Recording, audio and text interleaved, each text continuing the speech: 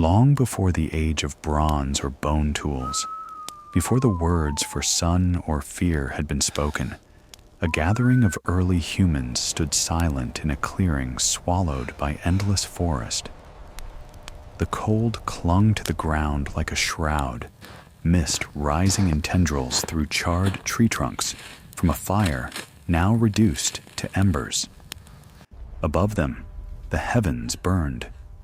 The sky, once black and star-scattered, had turned a deep, impossible red. Not the soft blush of dusk, but a fierce crimson spill that danced and rippled like blood-swirled water. Faces lifted, slack with awe and terror, as arcs of light slithered across the firmament like serpents of flame. No wind blew. No animal stirred. Only the crackle of fire and the rasp of breath broke the silence. What could scorch the sky itself? And how would those beneath it survive what came next? The world beneath the red sky was one of raw instinct and endless calculations for survival. This particular band of early humans, nomadic and lean, had followed the reindeer herds through the northern valleys, guided by the rhythm of seasons and the scent of migration. They lived not by conquest, but by code, silence at dusk, reverence for the hunt, and fire only when the cold crept close enough to numb bone. The forest around them bore ancient scars from glacier tongues that had receded only a few generations before. Woolly mammoths still roamed the plains beyond the rivers, while saber-toothed shadows stalked from the undergrowth. Every tree, every cliff face, every shifting whisper in the grass carried meaning. But never before had the sky itself become a threat. As the eerie light pulsed above, casting ghost-like hues across the hollowed earth, the tribe's eldest, a woman whose eyes had weathered more than 60 harsh winters, whispered a single word, passed down through generations. Kisaru. The burning above, legends had shaped Kisaru into a myth best left unspoken, a warning mumbled beneath breath when storms churned the sky, or animals vanished from the trees without sound. To speak the name was to summon memory, and memory meant fear. The elder's voice, cracked and dry like wintered bark, hung in the air longer than breath should. Around her, the clan remained frozen, not with reverence, but dread. Children clutched their mothers in silence. Hunters lowered their spears.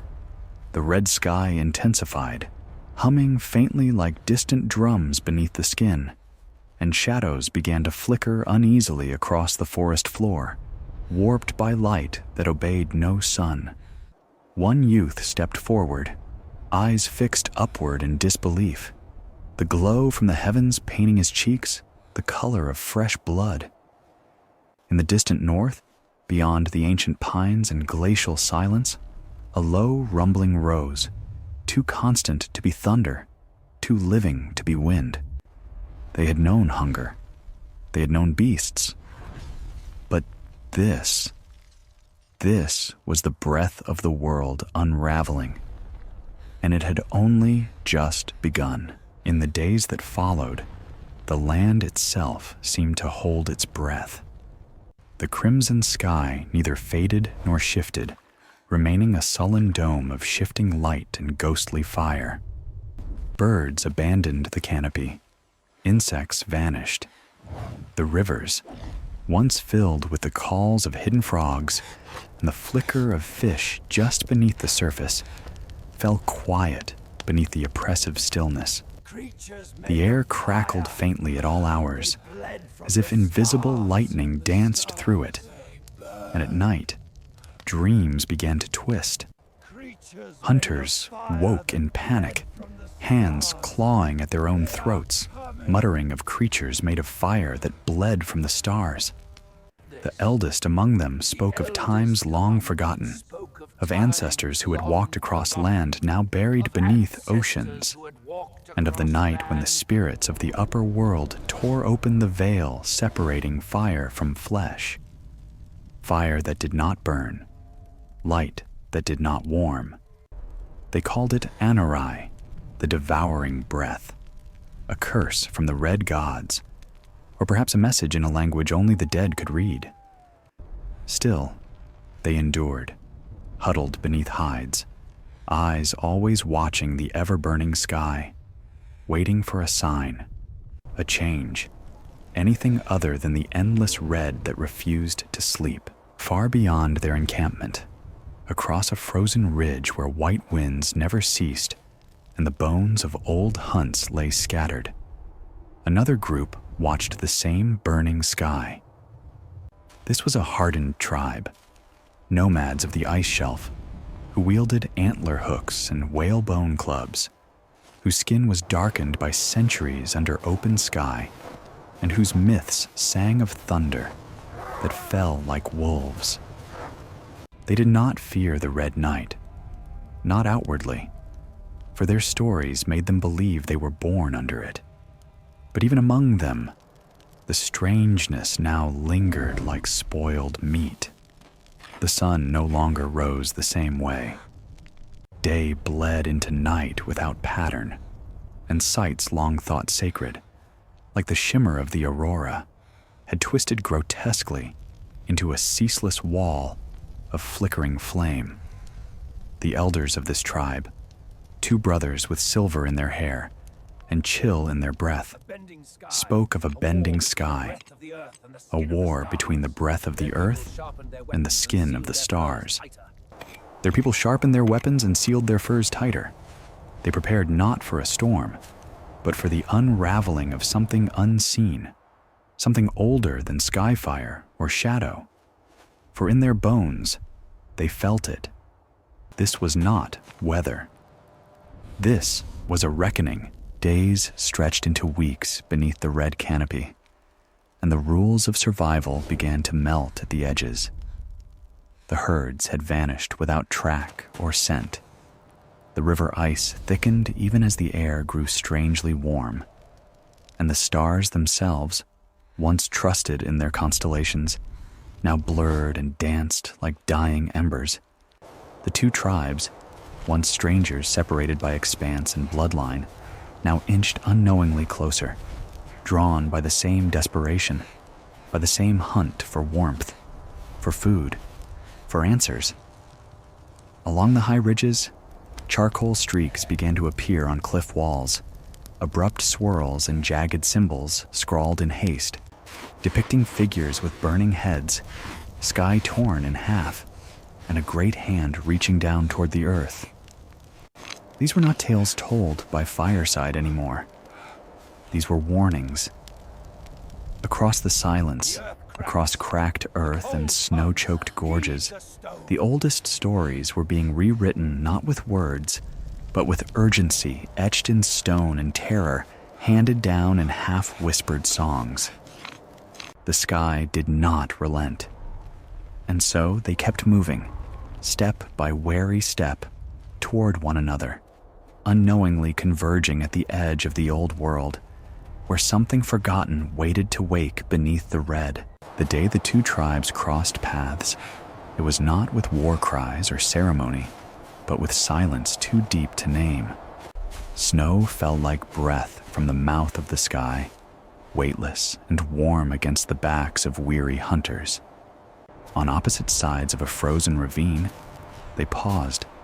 Eyes met across chasms of myth and hunger and unknowable loss.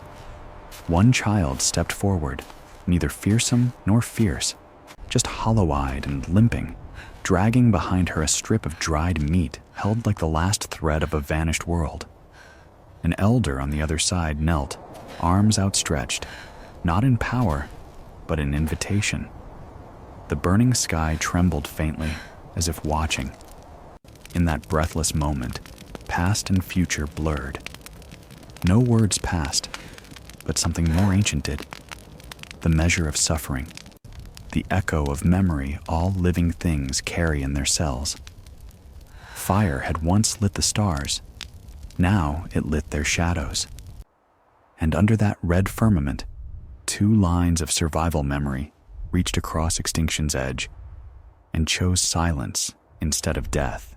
But silence could not shield them from the sickening winds that rose days later, low and strange, rising not with gusts, but in pulses, like a wounded heart echoing through the soil. Animals that had hidden now emerged, twisted in behavior, wolves that circled fire without fear, birds that flew with no pattern, then dropped lifeless to the snow. The world had tipped, and no one could say whether they stood on its surface or its underside. Beneath stone shelters and within narrow caves, elders read the red light over the walls, searching for patterns in its flicker, as if deciphering the final breath of the earth itself. And still, each night brought dreams, shared now between both tribes, of a brightness that seared the eyes, of ancestors dancing like shadows across an ocean of fire, whispering that what lived above had broken free. The tribes, once survivors of tooth and fang, now faced a different beast, unseen and voiceless, yet vast beyond comprehension. There were murmurs of sacrifice, of returning to rituals not used since floods carved valleys and mountains grew from ash. Still, some hoped. For in the heart of the crimson glow, hidden perhaps behind the veil of terror, waited the memory of balance, if it could only be remembered in time. Then came the lights that moved without source, arcs of white threaded with violet and green that trembled silently above the treetops. The elders called them sky rivers, spirits trying to return to the world, but caught in the fracture between realms. Children wept in sleep, stirred by shadows in their dreams that did not belong to this place. In a narrow valley, where the two tribes had finally gathered under shared fire, the leaders met beneath a birch twisted by unknown heat. Stories were exchanged in guttural tone and gesture, myths once separate, now stitched into a single tapestry of warning. A storm had passed through the stars, they decided, a fire from beyond that kissed the earth not to destroy, but to remind. To remind the bones who had forgotten the sky was not still, the land not eternal. They built a high pyre that night, not for death, but remembrance. When it burned, it cast no shadows. Smoke rose straight into the red, vanishing silently. And in that moment, as the last sparks leapt toward the burning firmament, a strange stillness returned. Not peace, not yet, but something turning, something noticing, something remembering too. The following morning, frost clung unnaturally to the bark of trees, though the air no longer bit with cold. A pair of scouts, one from each tribe, ventured quietly to the rim of the valley, where the horizon flickered like a wound that would not close. The ground beneath them pulsed softly, not with life, but with memory, ancient and buried. In the snow they found no tracks, but strange circular impressions scorched into the crust, as if something had landed in silence and departed in secrecy. They knelt without speaking, tracing the ridges of heat-bleached earth with calloused fingers, their breath visible in clouds that hung motionless in the still air. The wind had died again, creating a waiting hush that hollowed every sound. In those hours, no one hunted, no one gathered, no one spoke of omens or futures. Fire was kept deliberately low, more ember than flame. Eyes were cast to the soil instead of the sky, as if the earth might offer answers the heavens refused to give. The elders from both tribes gathered in solemn council and agreed. their faces grave with understanding. This was no longer merely a test of survival. A threshold had been crossed, and behind them the world, as they had known it, no longer existed.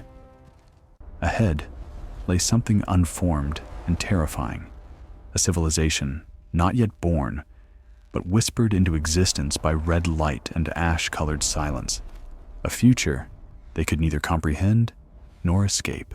On the 7th night since the first sky fire, a tremor rippled through the valley like a buried heart, finally beating after a lifetime of silence. The trees, once still and burdened with frost, groaned subtly, as if bracing against something beneath rather than above. A nearby lake, frozen thick days before, began to fracture across its glassy surface, great veins of black spreading out from the center with moaning cracks that echoed like distant cries. The tribes emerged from their shelters in the pale red dawn, their faces gaunt, but their eyes sharpened not by fear anymore, but by something colder, realization. The world was not mending, it was transforming. The plants had changed, some leaves now curled toward the sky, as if worshiping the light. Others turned brittle and pale, drained of their green. A fire-lit council was called before nightfall, one not for debate or memory, but decision. The youngest among the seers, a girl with river-stone eyes and no fear in her voice, spoke a vision none could ignore. "The sky does not curse," she whispered. "It calls. It remembers who listens."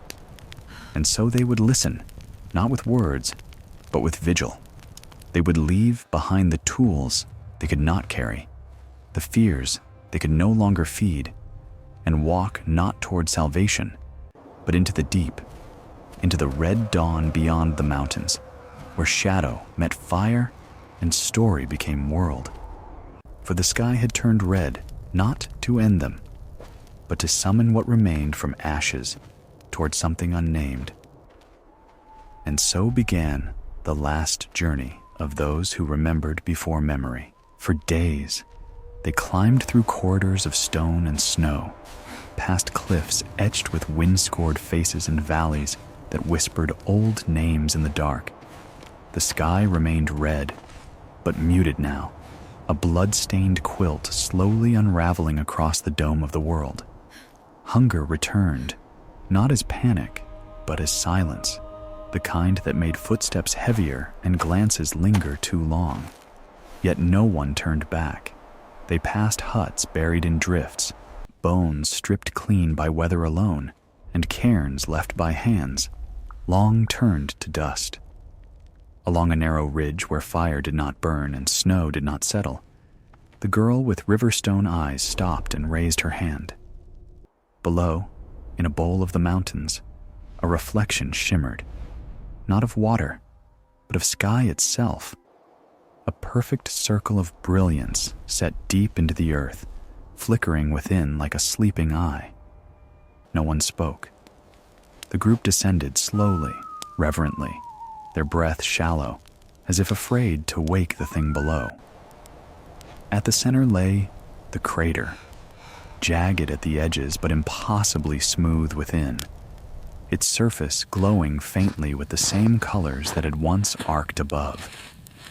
And in that moment, as wind finally exhaled across the stone with the mournful song of returning balance, they understood. The sky had given them not judgment, but inheritance. What had fallen was not wrath, it was memory, seeded into the heart of the world. So those who remained would remember how light can both wound and rebuild. The girl knelt by the rim, her voice barely carried by the wind, and spoke not a prayer, but a promise to whatever still watched. And beneath the sky that no longer burned, but breathed, they began again. They built no monuments in that place, no carvings or altars to mark passage or declare dominion. Instead, they left behind silence, woven into each step as they turned back from the crater's edge. Those who had walked the path of fire and famine now moved with a strange calm, their faces hollowed by hardship, but softened by a deeper understanding. The red had faded to rust, and now even that was thinning, like blood washed from stone by time. The youngest among them, carrying no weapon, but a bundle of seeds in sharkskin cloth, pressed her hand into the soil before the crater, a farewell and an oath. Then they vanished into the folds of land, their trail swallowed by mist and hush. The memory of the burning sky would outlive them, not in stories, but in soil, in stars, in the quiet before stormlight. Across epochs, when glaciers returned and retreated and new tribes came to speak with fire, they would feel it too. Something vast, something remembered. The sky had once turned red, and in doing so, had given the earth a pulse of memory, a whisper etched between light and ash.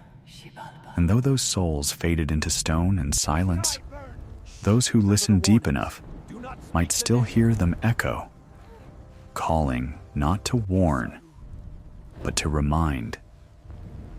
The light that scorched them had also shaped them, and in every fire-lit breath since, memory waits for those who remember to remember. Seasons passed in strange procession, and still the memory of the crimson heavens lingered like smoke beneath skin. Those who had descended into the mountain valley left behind trails no map would ever hold, their story etched, not in words, but in the bones of the earth they crossed. Forests returned, wild and untamed, though never quite the same. Some trees leaned in new directions, moss grew in spirals instead of patches, and birdsong carried unfamiliar cadences, as if mimicking distant auroras, no longer visible. Elder fires burned lower with years, and new generations returned to the rhythms of hunt and shelter, unaware that the blood in their veins pulsed with the echo of stars once fallen. Yet in moments between storms, when fog rolled slow across the ridges and silence stretched thin as breath, some would pause and feel it, that haunted hum behind the winds, the memory carried inside stone and seed alike. No one remembered Kisaru by name, not aloud, but they marked the passing each year when the night sky shimmered strange, not with fear, but with quiet awe. For the sky had turned red once, and though time lay thick upon the scars it left behind, the world remembered. Always, in the centuries that followed, long after names and faces dissolved into mud and song, the ground held steady beneath the cradle of that memory. Leaves unfurled according to new patterns, rivers carved smoother paths, as though soothed by something long settled. The red sky became myth, then legend, then silence, but never truly absent. Pale streaks would sometimes arc across the heavens in cold seasons, and around waning fires, voices would lower instinctively to speak of the time when the breath of the world caught fire. Carvings on stone, buried deep and weather-worn, held fragments of that ancient event, spirals within flames, hands reaching toward stars, silent testimonies of witnessing. The earth continued its patient journey, slowly, tenderly, humming with life now shaped by light once fallen.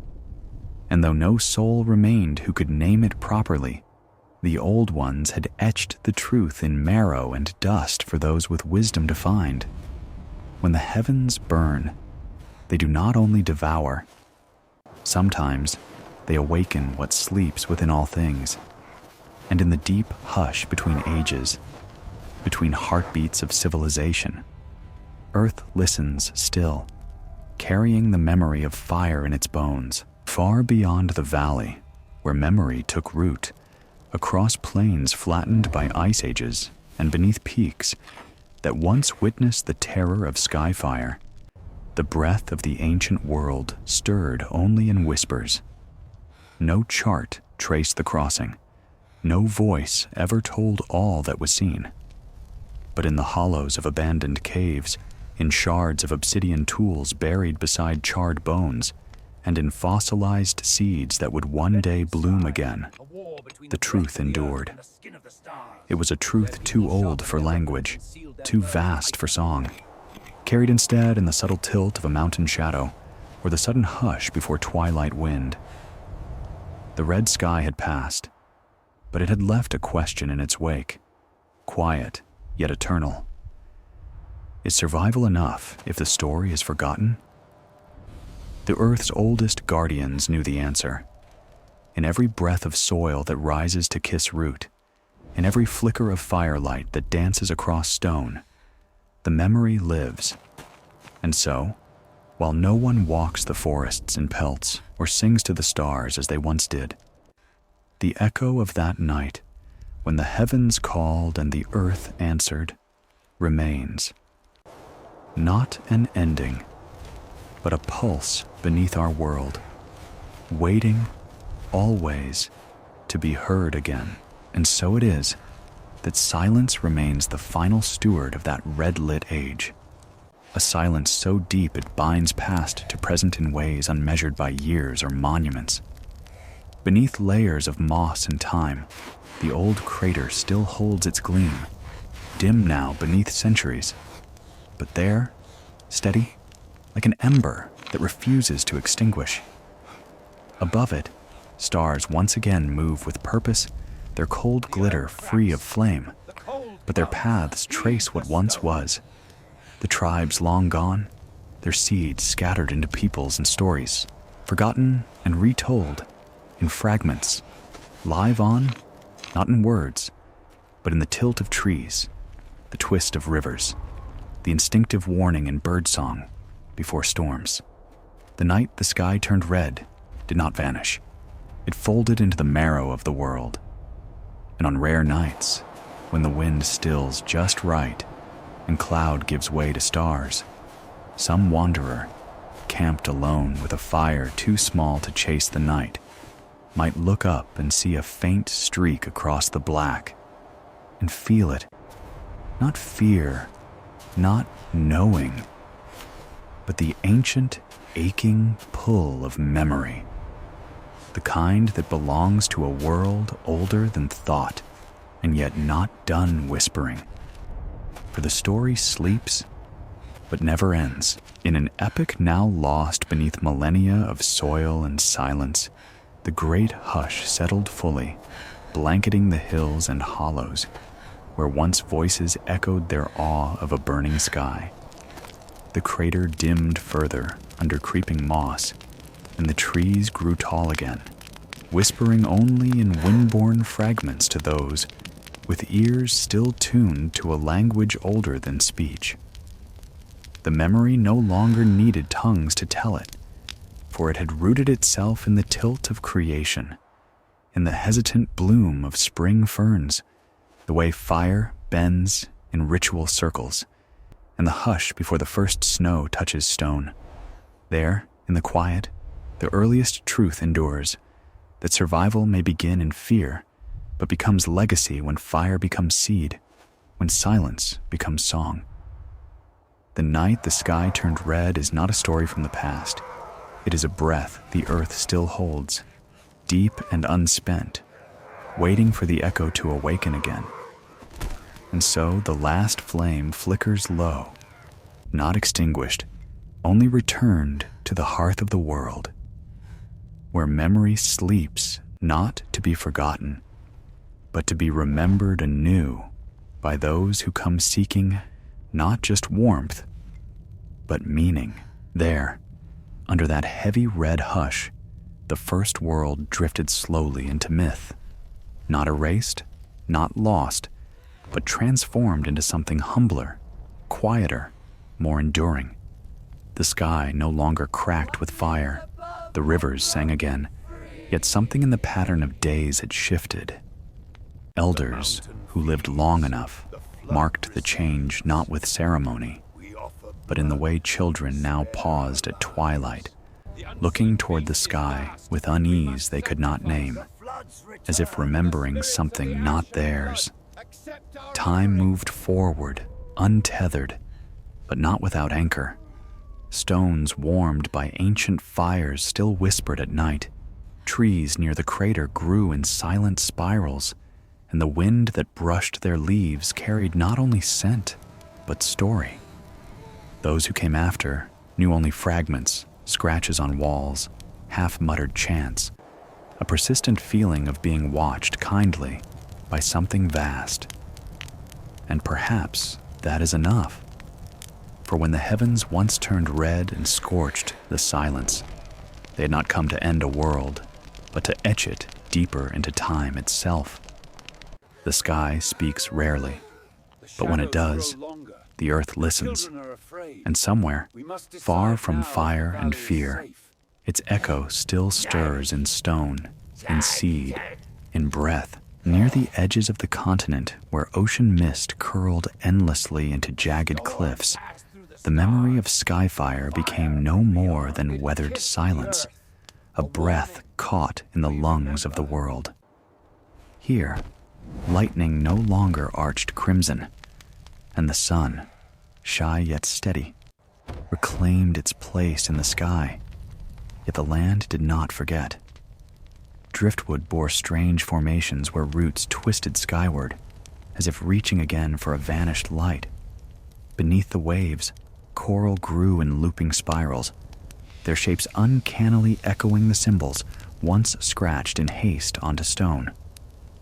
Nomad peoples came and went across these shores, never aware that their songs hummed in key with a past, buried not just under earth, but woven into its songline. Still, something remained, waiting not for discovery, but recognition.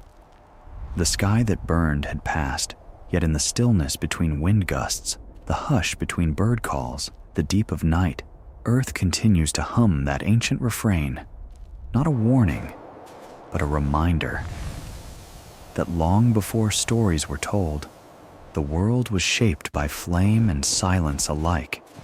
And if you listen with your bones instead of ears, you might still hear it. The night the sky turned red was never forgotten. It was simply folded into the marrow of the world, waiting for the breath of fire to rise again. When the stars are ready to speak once more, generations passed like wind across stone, and the world grew quiet once more. The ancient valley filled with new green, and the crater, long since cooled and swallowed by moss, became just another hollow in the earth.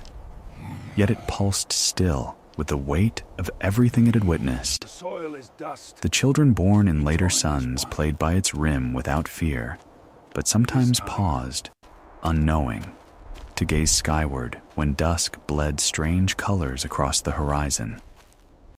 They did not speak of why their bodies stilled in those moments.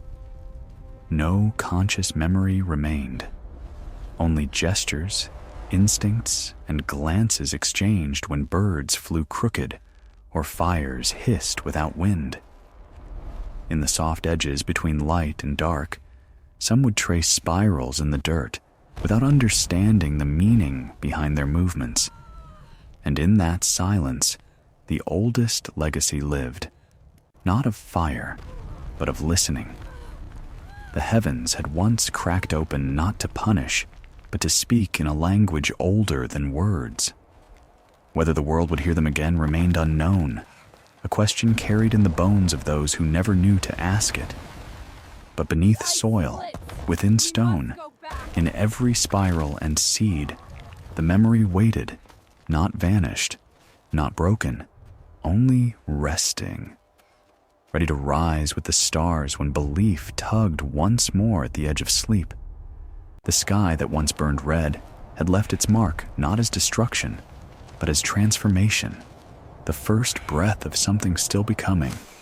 a story written in the very marrow of existence. And so it came to pass that the silence stretched far enough to become invisible, so deep it wove through the roots of trees and the dreams of animals without ever needing to be named. The age of red sky slipped under the weight of uncounted winters and pale dawns, yet its pulse remained tethered to the deepest memory of the earth. Every wind that stirred the leaves carried its cadence. Every flickering fire held echoes of light that once split the heavens. In a world now reshaped by time and forgetting, children of new tribes crouched near silent streams, stacking stones into spirals without knowing why. Eyes lifted sometimes skyward, not in fear, but in wondering. They did not have the words, but something in their marrow remembered. That fire could speak, that silence could carry truth, that when the sky turned red, the world was not undone, only reminded of itself. And as each new age bloomed and faded, from ice to green, from famine to song, the story waited not in books or chants, but in the silent posture of the earth. For somewhere beneath the moss-slicked stone and the cold starlit soil, the memory still breathes. The heavens may sleep, but they have not forgotten. And when they stir again, it will not be to terrify, but to awaken what still listens in the deep hush of the world. And when at last the echo of that time fades entirely from living memory, its rhythm persists in the unnoticed rituals of the earth, a flock turning in unison against strange winter light, the bloom of a flower too soon for its season, the soft silence between lightning and thunder on still nights. These are the remnants. No voice rises to declare the tale whole. No monument stands in stone, but the story lives as deeply as root and shadow. There is no need for names now, only for presence. The slow gaze toward the sky when it burns unfamiliar, the weight of inherited pause, the hush that falls at the edge of understanding. Perhaps this is how the earth remembers best, not with loud testament, but with quiet repetition. Life continues, reshaped but undiminished, and through it moves the breath of an ancient fire, one that came not to consume, but to awaken. And so the sky sleeps above, the soil dreams below, and somewhere in the stillness between, the world holds its breath once more, waiting, listening, preparing for the moment when memory speaks again in the red whisper of dawn. Yet, even as the world shifted beyond recognition, the oldest truth remained buried in the folds of time, like coals beneath ash. In distant caverns where no fire touched, and stalactites wept over ancient stone, handprints lingered faint and fossilized, fingers splayed wide in that same spiral pattern, not carved, but pressed, as though left behind in awe or surrender. These were not messages meant to be read, only felt. For long after language cracked and scattered beneath centuries of silence, the shapes endured, like breath made solid. The sky had once burned in ways the world could not unsee, and generations folded the memory into gesture, into instinct, into the way light is watched when it turns the wrong color. And as time pressed on, eroding names, tribes, and meaning itself, the land held steady, nurturing that ember, waiting for the song to begin again, not from temples or stone, but from a single breath slipping skyward when fire touches dusk, and something deep inside turns to listen once more. In some forgotten glade beneath the sweep of stars and root-clutched soil, the balance endures, quiet, patient, and unseen. The crater lies hidden now beneath centuries of loam and leaf, yet still it warms slightly when moonlight lingers too long. No one speaks of the red sky anymore, not because it is lost, but because the earth itself remembers in deeper ways. In the first cry of a newborn creature, in the flutter of firelight clinging to cave walls, in the hush that greets the fall of dusk, the memory breathes. And so it waits, not for discovery, but recognition. For there will come a night, somewhere, when the firmament will shimmer strangely once more, not in violence, but in return. And when that time arrives, those who listen with reverence, who feel the story in stone and shadow, will understand. The sky once turned red, and it will again, not as ending, but as invitation, a calling back to that ancient covenant between earth and stars, a reminder that even the most terrifying transformations carry within them the seeds of renewal. The crater pulses faintly with this truth, a heartbeat beneath the wild grasses, waiting for those with wisdom enough to hear what silence has always known. Beneath that quiet canopy of reborn forest and patient stone, time moved outward in rings, not lines. The last whispers of red sky settled into the bones of the land, and though no living soul would speak of it again, it remained, not as warning, but as resonance.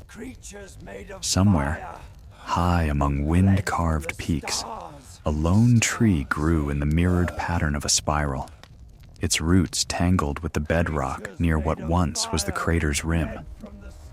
Each year it bloomed with petals that shimmered faintly at twilight, as if remembering the fire above. Without story, the memory passed not into oblivion, but into rhythm. The thickening of moss, the return of migratory birds, the odd tremor felt only by trees. The sky's message had not been forgotten. It merely became part of breath, of soil, of sky itself. And when the heavens next speak in flame and hush, there will be no need for fear, only a slow turning of heads, a pause in rhythm, and the deep, ancient knowing that this too is a breath. And we are the silence that answers. So, the long dusk of memory stretched on, cloaked in layers of earth and time, yet beating quietly in the heart of creation, where rivers bent inexplicably, where flocks soared in patterns echoing lost glyphs. The world traced its scars not as wounds, but as witness to the sky's oldest vow. The spiral tree above the ancient crater leaned softly in the windless hush, its shimmer dulled by dusk, yet still pulsing with some half-remembered calling. Beneath it, nothing stirred, yet everything listened.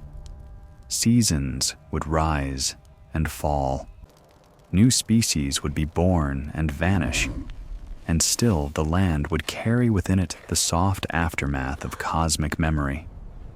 For the night, the sky turned red was never about ending the world, but rather reminding it that it breathed under stars older than fear. And that memory, true memory, does not rust or vanish. It ripples forward, seed into root, dream into gesture.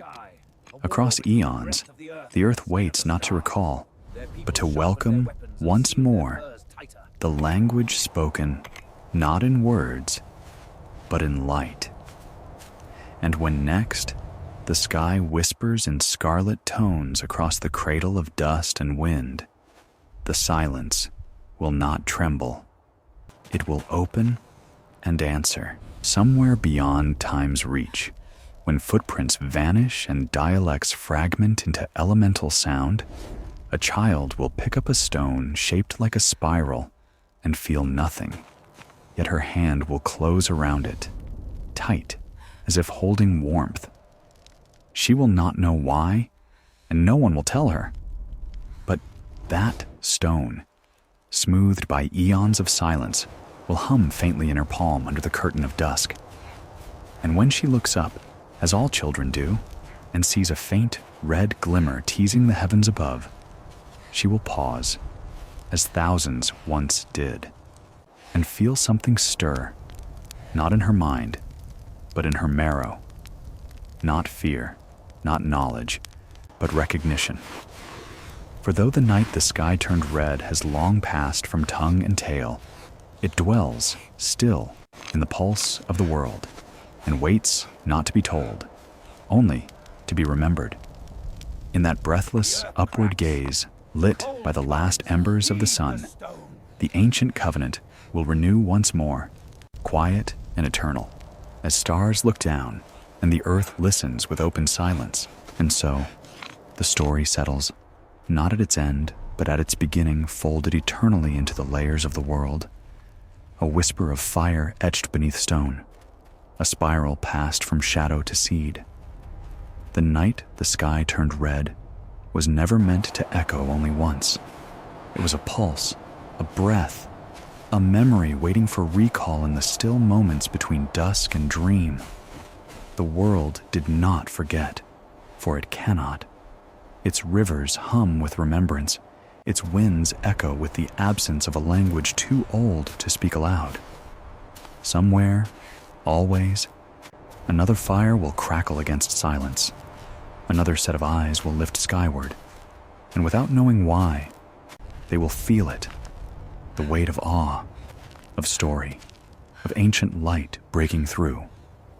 For the world endures not through memory kept, but through memory lived. And under that patient dome of stars, Earth carries within its bones the echo of a red sky that once burned not to destroy, but to awaken everything it touched. Somewhere beneath layers of ash and song, where even roots forgot to reach, the earth still holds that final breath of fire. It lies curled in the pulse between atoms, in the quiet insistence of life refusing to vanish. The night the sky turned red was never truly a night, nor just a sky, but a message, continuous and unfinished. And though all things born must fade, some stories dig deeper than time, blooming in the unseen, remembered not by memory, but by motion. The way a bird wheels suddenly over still water, the way a flame leans sideways with no wind. These quiet rituals carry forward the ancient oath made in fire and fear and reverence, a promise that the heavens will speak again, and that those who listen in the hush will know not despair, but return.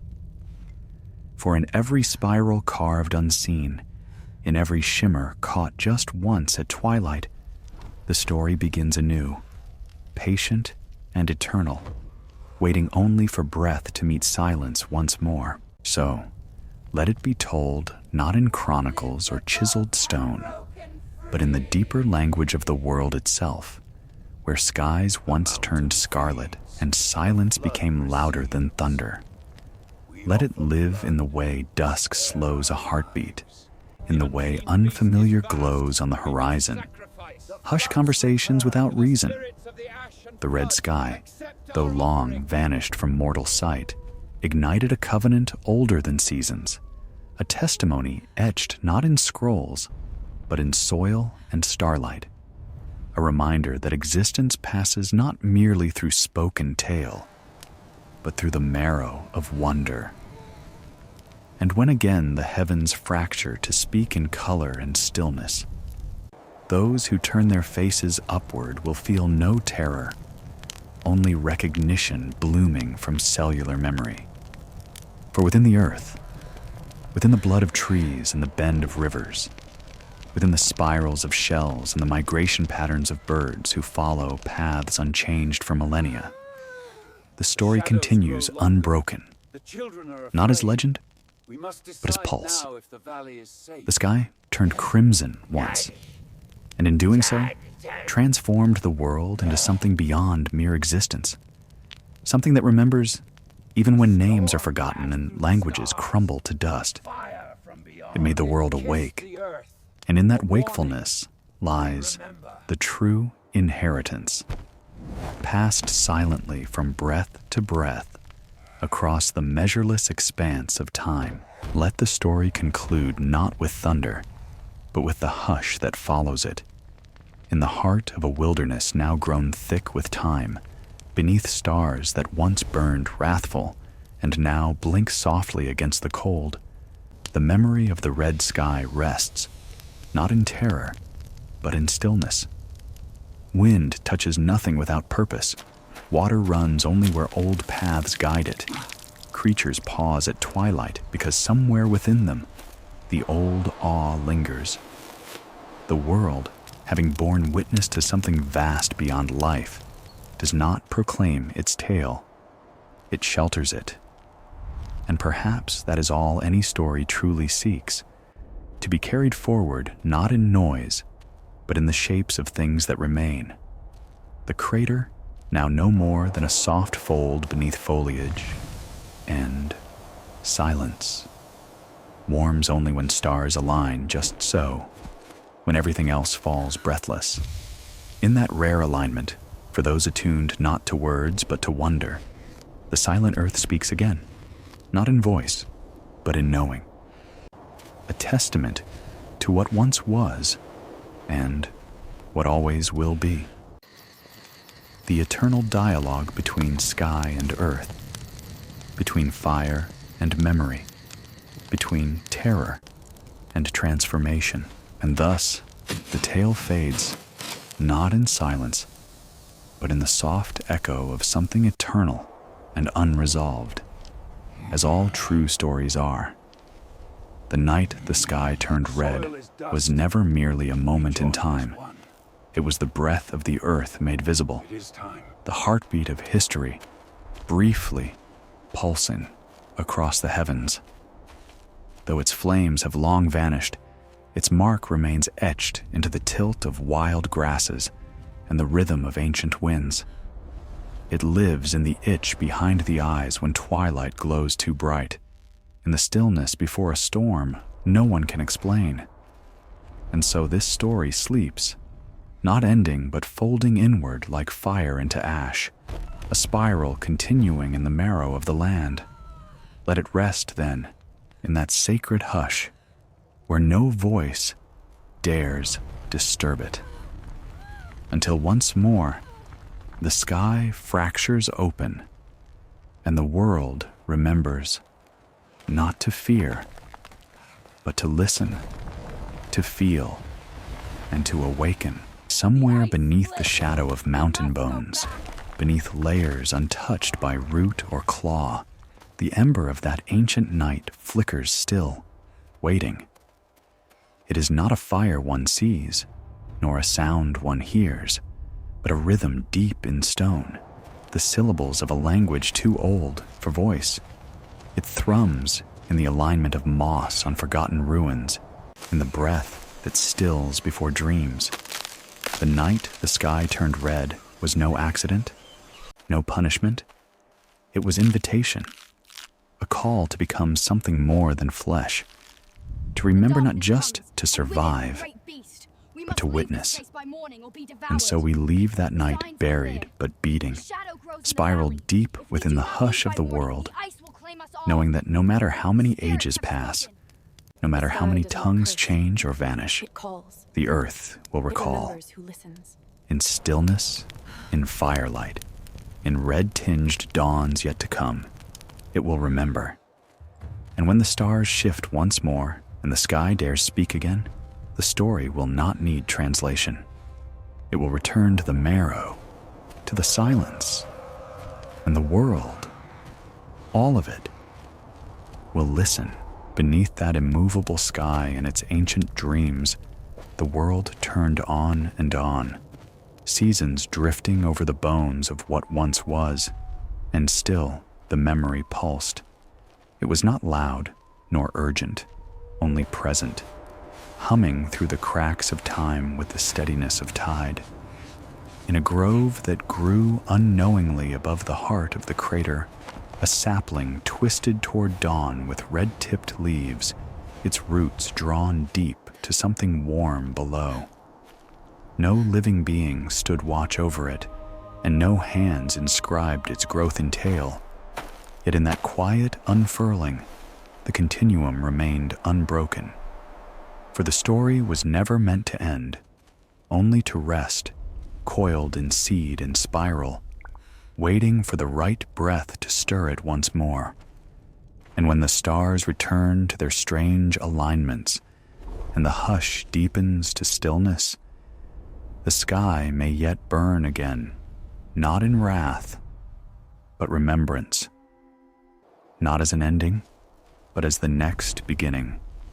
The red sky sleeps, but does not fade, and so, in the final hush of that primal age, before thought cleaved time and language buried fire under symbol, the story of the red sky settled into the soil of all things. It asks for no witness, no retelling, only remembrance in ways too old for speech, too deep for mind. In the bend of river reeds catching scarlet dusk, in the silent awe of beasts pausing beneath strange stars, the covenant holds. The spiral burns quietly, not in flame, but in form, waiting within root and cloud and the turning of the earth. One day, perhaps far beyond the reach of descendants who no longer look upward with fear or devotion, the sky may stir once more. And when it does, when red light folds again across the shoulders of the world, it will not arrive as stranger, but as kin. For what began as survival grew into legacy, and what was once terror shaped memory into meaning. The night the sky turned red never truly ended. It waits, endlessly breathing in the hush beneath existence, for those who will hear it, not with ears, but with the marrow of what endures. A world still listening. Let that be the final echo, not a conclusion, but the last breath of a memory so ancient it has become part of gravity itself. The night the sky turned red, luminous and unknowable, etched a promise into the bedrock of the waking world. Its light lingers not in flame, but in the tilt of fledgling trees, in the hush of snow as it settles on stone, in the quickening of hearts at twilight. There it rests, dormant yet vigilant, the sky's vow folded into every dawn and woven through every silence. For in a world birthed by fire and shadow, where time erodes but never erases, the story endures not to retell, but to resonate. And when the next hush falls, long and low, when breath pauses and the stars glimmer with wary memory, it will stir again, not with noise, but with knowing. And those who carry its echo in their bones will remember, without words, that long ago the sky burned not for doom, but for awakening. And from that fire, we became. So let the red sky fade into myth, not with loss, but with grace. Let its fire become the marrow of the land, its silence the cadence of rivers, its pulse the unseen rhythm that calls across the generations. The night it turned red was a reckoning, yes, but also a remembrance of the bond between earth and stars, between the seen and the sacred. That bond remains, etched into stone hollows, curling vines, and the intuitive hush that stills the breath when dusk deepens beyond comprehension. The sky speaks rarely to the earth, but when it does, mountains bow and oceans still their tides in reverence. The story is no longer told aloud, but every spark, every spiral, every gesture toward the heavens in quiet wonder renews its vow. And so we leave it there, folded softly into the hush of a world that remembers not with words, but with the resonance of ancient light touching bone. The fire passed through us, and we endured as more than survivors. We became vessels of cosmic memory itself. keepers of a truth too vast for language. We became the silence that listens, the marrow that remembers, the earth that waits patiently for the stars to speak again. And so ends the tale, not in embers or echoes, but in stillness laced with knowing. The sky that once ignited above a frightened world has long since gone quiet, its light now nestled within the quiet rhythms of life that moved on, forever altered. Trees grow toward it, waters reflect it, and even in the hush between footsteps and song, it hums. No monument need mark its place, for the land itself is its witness, and within every being who ever paused beneath starlight, with breath held tight, the memory endures. The night the sky turned red was not the end of a world, but the forging of its oldest memory, a transformation etched not in voice, but in the marrow of existence itself. Through fire, emptiness, silence, and rebirth, the earth became not only a cradle of life, but a keeper of celestial memory, guardian of a covenant forged when light spoke and shadow answered.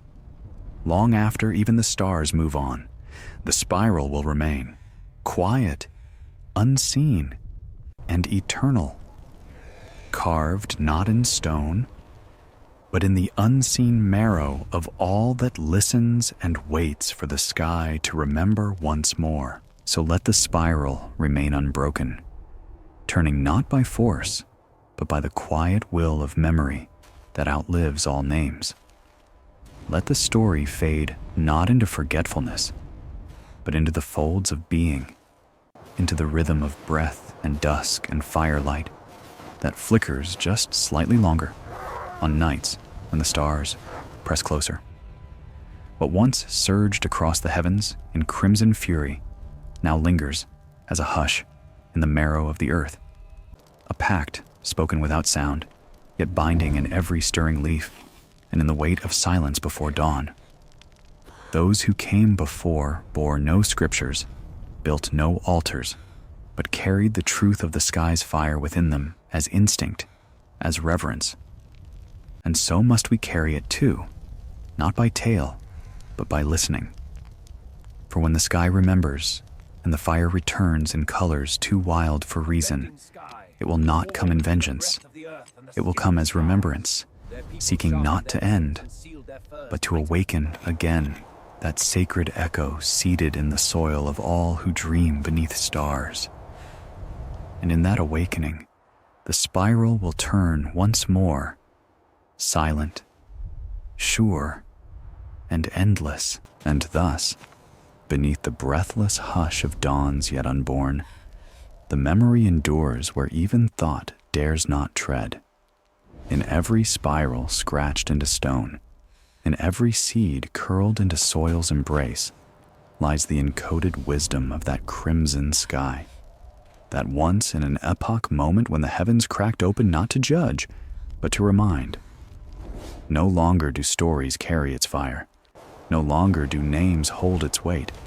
Only the marrow of the world, pulsing quietly, bears the truth. When night turns red again, not by wrath but by rhythm, not one voice will call it back, but all living things will feel it stir. And in that stirring, they will listen. For what the ancestors walked beneath was not apocalypse, but invitation, a memory not left behind, but woven into every breath that followed. The sky may slumber, but the earth remembers, and when silence deepens enough, when awe finds roots again in the hearts of wanderers who stop under vast stars and feel the world holding its breath, the story will rise anew. Quietly, surely, eternally. Let us leave it there then, at the edge of knowing, where the hush is deep enough to carry the weight of every fire that ever stitched the sky with meaning. The spiral, untouched by time or telling, continues its slow turning beneath layers of leaf, stone, and silence, an invisible oath sealed between the stars and soil, No final word can close this tale, for its heartbeat does not cease. It sleeps in the cedar's bend. It listens in the soft pause of dusk, and it watches in the eyes of those who look skyward with no language for wonder, only feeling. The night the sky turned red was never truly a beginning or an end, but the awakening of a truth older than memory and brighter than flame, that we, the earth, and the heavens are bound in a dialogue that never breaks, only quiets. And even now, as the world spins toward futures unimagined, the sky waits, the soil remembers, and the spiral endures. So, let our final breath not be one of farewell, but of continuity. The story of the red sky was never a tragedy, nor merely survival, but a passage, a sacred movement from fear to reverence, from instinct to inheritance. The soil that once bore witness to the fire now blooms silent with purpose, carrying within every root and ripple the memory of that night when the heavens spoke and the earth replied. No monument rises from that ancient ground. No name can hold what was seen. But even now, in the hidden folds of time, where silence cradles wonder, the pulse of that covenant endures. And when one day the firmament blushes once more with impossible fire and stirs the hush beneath the stones, those yet to come will know, not in thought, but in their marrow, that the story never ended. It waited, and in their breathless gaze skyward, it begins again. And in the quiet turning of time's last glimmer, the world settles once more into its sacred silence. The story of the red sky rests, not forgotten or finished, but folded deep into the earth's heartbeat, pulsing through each ritual of light and shadow. In every child who crouches near, embered fire, and stares skyward without knowing why, in every beast that lifts its head at twilight, as if hearing a voice long lost, the memory stirs quietly. There need be no return, for the tale lives on in continuity, not in event. And yet, should the stars ever fracture into fire again, should the heavens breathe another ancient ripple across the dome of the world, those born into new soil will not tremble, they will listen. For the spiral holds, steady and unseen, etched into marrow and root and wind. And in the still breath that follows that cosmic whisper, earth will answer again, not with fear, but with the quiet reverence of remembering. Thus, the night the sky turned red never ends. It waits, eternal, beneath every dawn. So silence remains, stretched wide between the roots and sky, a sanctuary where flame and memory hold hands unseen. The red sky no longer needs to blaze to be known, for its legacy hums gently in the fabric of each quiet moment, each breath drawn beneath stars. Generations continue to pass, uncounted and unnamed, yet within them, something old flickers, an unspoken understanding cast not in words, but in feeling. A glance skyward at a twilight too red, a hand pressed absently into spiraled soil, the hush that settles before a storm no one can see coming. These are not accidents, but echoes. Through millennia of growth and decay, the story has threaded itself into the marrow of the world, weaving through root and branch, through the migration patterns of birds and the slow dance of seasons.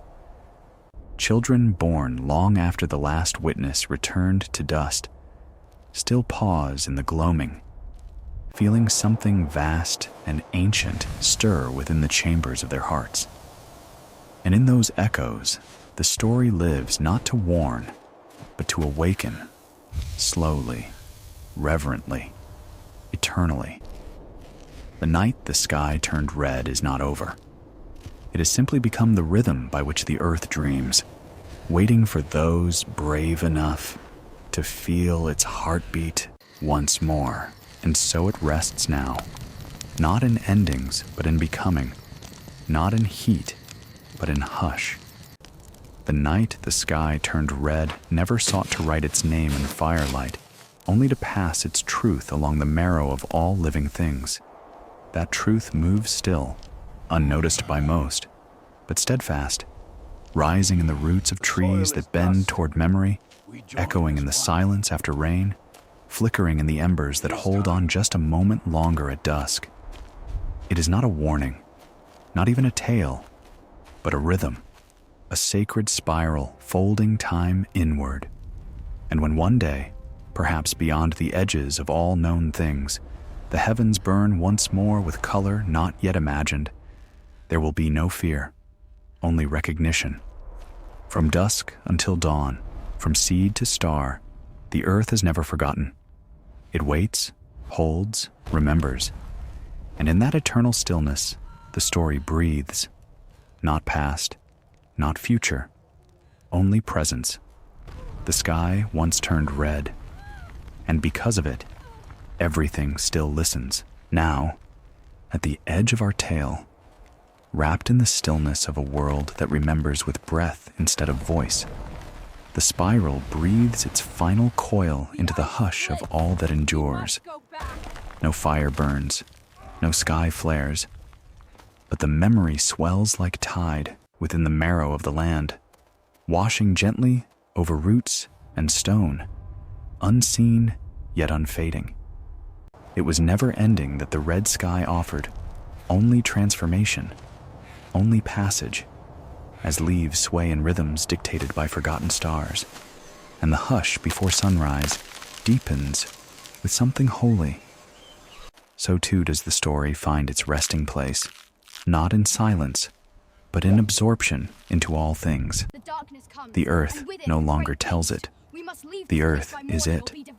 The night the sky turned red was merely the beginning of that telling, and every heartbeat since has carried its echo forward. So let this be the last breath, not of a story concluded, but of a memory begun anew in the marrow of everything that dares to listen.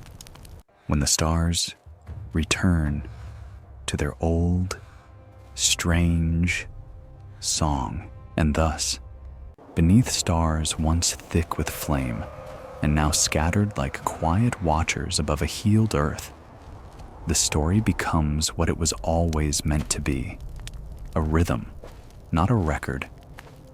Generations have passed, and the knowledge once screamed in skyfire now murmurs across the backs of leaves and in the breathless pause before dawn. The spiral does not end, it only shifts, folding into new forms, subtle and sacred.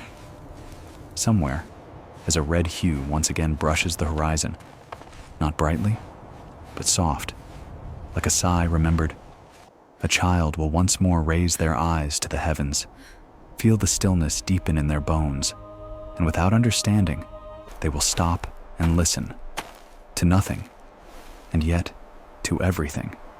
Beneath all else, the fire lives, not to consume, but to carry forward the ancient vow that the earth and sky are not strangers, and every silence is a doorway back to the moment when the world first remembered itself under a burning sky. So, let that be enough. The story breathes on, eternal, patient, bound not by the need to be told, but by the quiet certainty that it will be felt. Always let this final hush gather like morning mist, touching roots, stones, and the breath of a world that never stopped listening. No longer flame nor fear, the memory of that red sky drifts as presence alone, woven into wind, folded into the stillness between starlight and soil. The spiral endures, not carved in monuments, but in gestures too quiet to name. The tilt of a fern toward unseen light, the instinctive hush before thunder, the upward gaze that lingers one heartbeat longer beneath a twilight too deep for dusk alone. For the sky once burned not to consume, but to awaken. And though its fire has long since dimmed, its song persists, not in echoes, but in marrow. The earth, bearing its sacred silence forward through time, without end, no longer asks to be remembered. It simply is. And perhaps that is the final truth, that the story of the red sky was not a tale to close, but a rhythm to feel, carried endlessly in the hush between breath and cosmos. The world, touched once by awe, will never forget. The fire sleeps, the spiral turns, and the silence listens. Always, and so we close this journey where it began, in silence, in awe, beneath a sky no longer burning, but still echoing with the breath of what once was. The red sky, though faded from view, remains a spiral within the soul of the earth, recurring not in flame, but in every reverent pause between dusk and memory. Generations have long since passed beneath calmer heavens, yet the hush lingers, subtle as a shadow in morning fog. Somewhere, a tree leans unknowingly toward a rhythm buried beneath bedrock, and a child, pausing beneath twilight's hush, feels a twinge of something vast and unnamed. That is legacy. That is the red sky still whispering. For as long as stars rise and fall, as long as silence can speak, what words cannot, the memory endures, not as tale, but as truth seated in the marrow of all things. The sky once turned red, and in its fire, the world awakened, not to destruction, but to the eternal dialogue between heaven and earth. A conversation carried forward not in chronicles, but in the quiet reverence of all living things that still, without knowing why, look up when dusk deepens to an unexpected hue. So let the stars remain patient and the earth still. Let the final breath of the tale lie gently across the cradle of time, resting not as conclusion, but as promise. The night the sky turned red shall not be remembered in words, for words falter before truths this old, this wide. It will be known instead in the way fire gathers around silence, in the curl of moss where footsteps once fell, in the way hearts pause beneath strange light and feel, without knowing, the intimacy of something vast returning. Time will bend forward, as it always does, casting new breeds of wanderers and watchers upon the land, yet deep within their marrow, the fire's rhythm will echo. When they stand wordless beneath a quiet sky that carries faint crimson in its dusk, when breath stills and thought halts in favor of listening, not to sound, but to memory, they will know, not from story, but from the silence that holds it. The red sky came once, not to burn, but to awaken. And because it did, the world listens still, not to retell, but to remember, always. So, this is where we leave them, not in flames or in finality, but in the hush that follows awe, where memory folds gently into all that breathes. The story of the red sky, born in terror and shaped by silence, now lives not in the mouths of people, but in the marrow of things that endure. Trees, wind, rivers, and stone carry it forward, not as tale, but as resonance. There will come other dawns, other skies, other watchers who know nothing of Kisseru, yet pause beneath strange light and feel its weight pressing gently on their souls. That is enough. The tale does not seek tribute or voice. It needs only breath and silence to live on. As long as there is earth to remember and sky to burn, the spiral will turn. And in that turning, in every quiet step into deepening dusk, the memory will breathe once more. The sky turned red once, and in that moment, forever began. So, this is the end, not wrapped in spectacle, but in the still breath of understanding. The tale of the red sky, carried across eons not by voice, but by the hush of all things that endure, finds its resting place here, folded into the rhythm of roots and stars alike. It is no longer a story told, but a truth lived, breathed in every pause before rain, every gaze that lingers at a dusk too deep for memory alone. What once scorched the heavens now blooms quietly in the marrow of the world, in gestures too old to name, in the spiral patterns left unconsciously by children's hands in soil, in the way creatures still pause when twilight burns a shade too fierce. There is no need for fear, no longing for revelation, only the knowing that the spiral turns on, unseen and eternal. Somewhere, in the hush between heartbeats and sky, the ancient fire waits, not to consume but to awaken again. When eyes lift skyward and feel, without words, the weight of cosmic memory pressing gently against their souls. The story does not conclude, for true stories never do. They merely fold into silence, waiting for the next breath, the next dawn, the next moment when the heavens might speak again in flame and wonder.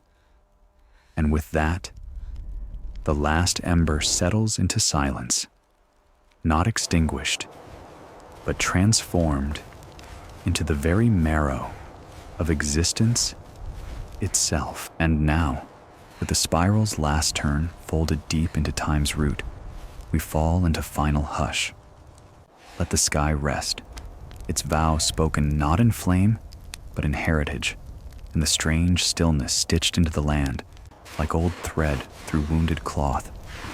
The night it turned red lingers not as scar, but as rhythm, buried in the earth's dreaming breath. No monument marks its place. No echo rises from stones, now green with age. Yet in the way silence gathers before storms, in the gentle bend of branches, beneath crimson dusk, the memory remains, gentle and grand. This is not the end, only the final breath of a story that chose not to vanish, but to become. So let it become, sky into soil, fear into reverence, flame into seed, and as stars wheel cold and wide above a world content in its hush, let this last ember nestle into the heart of silence, where all things begin again. The tale rests, the world listens, and somewhere out there, beneath a future sky, the memory prepares once more to rise. Not as terror, but as testament to what endures when all else fades. A covenant between earth and stars that even time cannot unwrite. And so, the ember of that ancient covenant dims into quiet, not as loss, but as completion. Beneath horizons now softened by time, where roots have claimed the bones of stories and birds perch in trees, grown from seeds of remembrance, the rhythm pulses on beneath notice.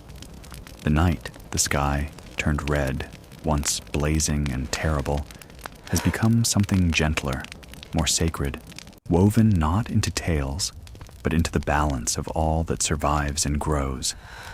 It was never meant to be retold in cycles of fear, but lived in the reverent harmony of silence and sky.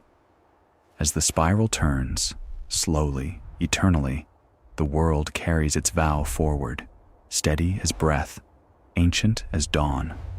And here, among winds that whisper of beginnings long fulfilled, we let the final hush settle, not as closing but as return to source. For the story does not end here. It meets the soil, folds into light, and becomes the very ground upon which all new stories rise. The red sky sleeps now, cradled in the bones of time. And in that slumber, the earth, patient and listening, dreams on. And there, in that final inhale before oblivion gives way to creation, the spiral closes only to open anew, threading its quiet arc through the breath of stars above and stone below. The sky that once burned red now rests in the hush of all things aware and undefined, a presence not of fire, but of form, shape without blaze, memory without voice. Beneath its resting place, time folds like cloth, soft and worn, carrying the weight of awe pressed deep into planet skin. Nothing declares the moment, but everything remembers it. And so the covenant lingers, not in light, but in lineage. What the first eyes saw, what the marrow still holds, is not gone, but woven into the hush before thunder, the shimmer before rain, the wonder before words. This is where the red sky leads us, not to endings, but to the still place beyond fear, where memory is not recalled but lived.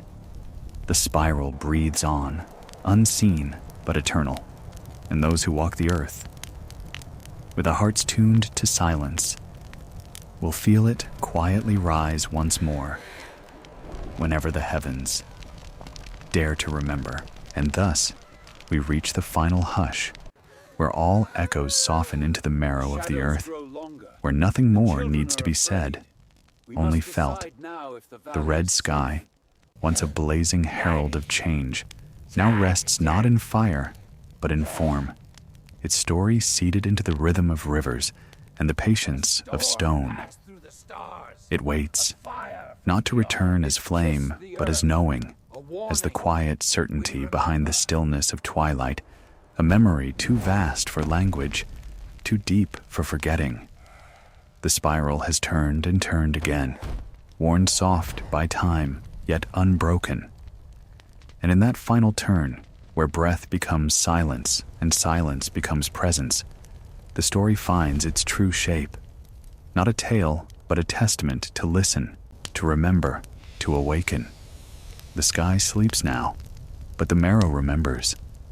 And one day, when the stars lean close and the wind forgets its name, the earth will answer once more, not with fear, but with the old reverence of all that endures.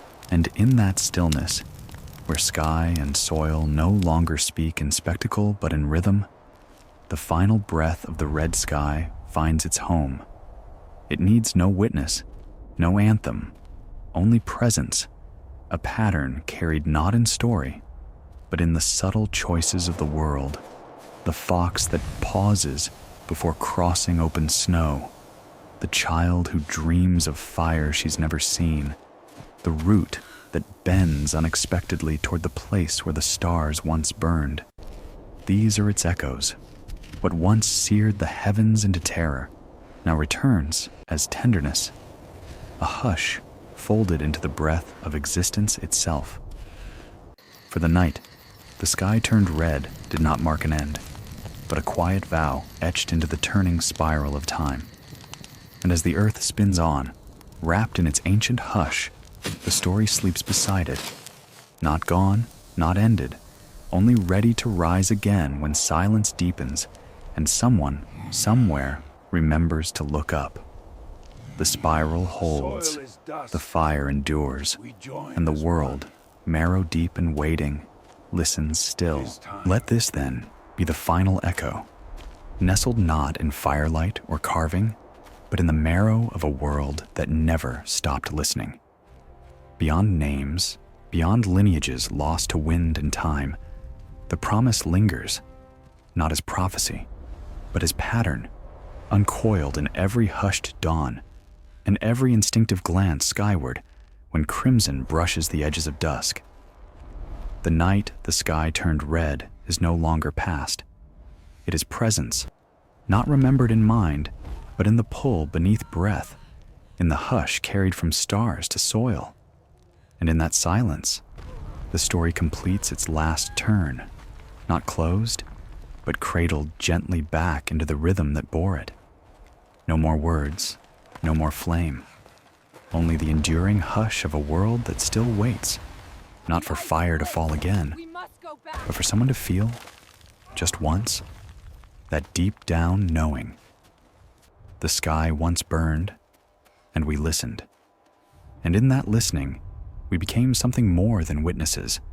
We became vessels of a covenant between earth and stars, carriers of a memory that outlives all names and fears, keepers of a truth that pulses quietly in the spaces between heartbeats. So let the hush hold, uninterrupted, one final breath curled into the roots of the world.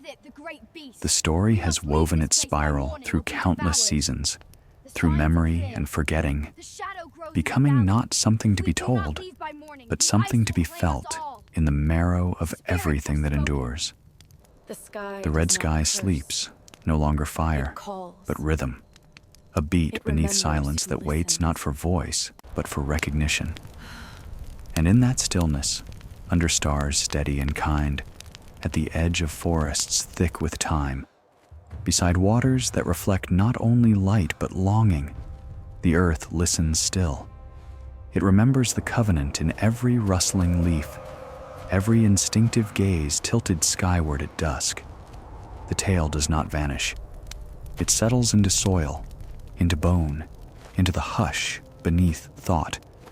And so, without noise, it ends where it began, between breath and silence, between sky and stone, as eternal as memory itself, a whispered promise that when the heavens burn again, we will know not to fear, but to witness.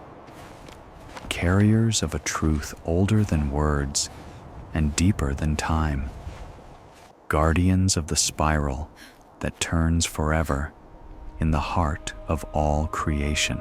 Let this be the final wordless vow, not etched in stone nor whispered aloud, but carried in the blood of all that lives beneath the stars. The sky once opened like a wound, glowing red and wild, and the earth did not shatter. It listened, it remembered, and in the echo of that communion, life endured, reshaped by awe. No one remains who saw it. No song lingers to tell its shape, and yet its rhythm persists, quiet and eternal, in every spiral of fern, every breath drawn under quiet heavens, every heartbeat paused at the edge of twilight. That night, the sky turned red. The world learned not to fear the flame, but to carry its memory like seed in soil. And though time moves on, folding generations into silence, the spiral remains unbroken, turning still beneath root and stone, keeping the vow alive, to witness, to endure, to become. For the sky once burned in color too strange to name, and from its fire, the silence of the earth learned to speak. This truth lives not in myth, but in marrow, a covenant between cosmos and creation that pulses beneath awareness, remembered not through words, but through wonder, whenever eyes lift skyward at dusk and something ancient stirs within. And so, in that deepest hush beneath the turning stars, where memory walks softly through leaf and shadow, the spiral breathes its final breath into the silence of the world. The sky that once bled red no longer needs to flare to be remembered, for its rhythm lives on in the restraint of dusk, the reverence of still rivers, the tremble of moments when breath forgets itself. There will never be another tale like it, for it was not tale, but transition, a passage carved not by words, but by fire and awe, leading from raw survival into sacred continuity. As the earth spins on through time thick with forgetting, the legacy of that night lingers beneath bark and bone, and the hush before dawn. The red sky touched something elemental in all creation, something that persists in the quiet communion between earth and stars. Though generations pass with no living memory of that crimson firmament, its echo remains in the way children instinctively pause at twilight in the spiral patterns left unconsciously in soil, in the way certain winds still carry whispers older than language. The fire has faded, but the story remains, not ended, but rooted in us, in the soil, in the patient spiral of everything that remembers how the sky once turned red and spoke in silence to the marrow of the world. And there, beneath the eternal hush of stars that have watched without blinking, the tale rests, not vanished, but fulfilled, its final ember folded into the breath of the earth. No voice will retell it. No monument will carry its weight, because it was never meant for preservation through speech, but through stillness. The crimson sky once branded its truth upon the bones of all things, awakening not fear, but remembrance, not ruin, but reverence. And now, in the quiet sprawl of a world that has grown trees where stories once lived, we leave it. Let the spiral sleep. Let the silence continue. Let every soul that lifts its gaze to a darkening sky carry within it a flicker, a stirring, a pulse that recognizes a tale buried not in history, but in being. The sky turned red, and in doing so, etched its vow into the marrow of the world, and in that eternal hush that came after, the world replied. So ends the story, not with a sound, but with a breath that never truly ceased, an echo that lives on in the spaces between heartbeats, in the pause before dawn, in the weight of twilight when shadows stretch like memory across ancient soil. So let this final breath linger between dusk and dawn, suspended like a whisper across time, sealed not in fire, but in form, in the quiet awe that endures within all things born of earth and starlight. As the spiral completes its vast arc, the tale does not fall silent but lives on in the marrow of the planet, a memory forever turning in root, river, and wind. Let the skies rest, let the soil cradle its covenant, and let every flicker of wonder that rises in the heart of those who pause beneath a strange horizon be enough. For even if the sky never burns red again, the truth it once bled into the bones of the world remains eternal. The world remembers, and in that remembering, the story never ends. It becomes all things, the breath, the hush, the waiting, the light. So let the world sleep now, enfolded in the hush it has earned, with the memory of the red sky held gently in the curve of mountains, in the stillness of seas, in the breath of wind that speaks of something older than thought. No ending, no farewell, only this, a silence so complete it pulses with presence. The tale has folded into the marrow of all things, carried not by voice, but by rhythm, by awe, by the sacred pause that falls before stars align once more. The sky once burned in colors too vast for language, and in that burning, it handed the world not fire, but truth. And now, as the final light of memory drifts into the bone-deep hush of time, there is nothing more to speak, only to feel, only to remember, only to wait. The spiral turns, the silence holds, and the story is home.